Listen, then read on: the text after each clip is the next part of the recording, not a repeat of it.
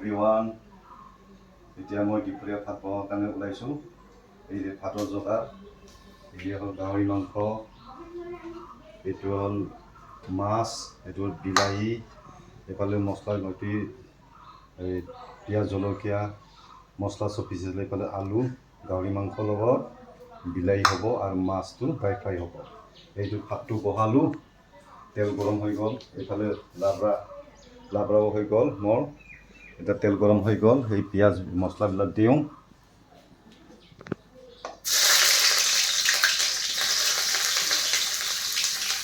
এই জিৰা উদং চিকেনৰ কাৰণে এই শুকান জলকীয়াও দিলোঁ, সেইটো অলপ ভিজাই গ'লোঁ।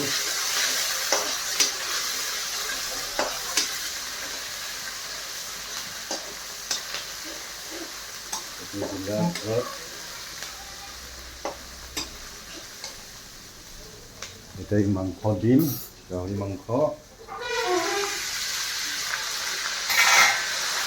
বিলাহী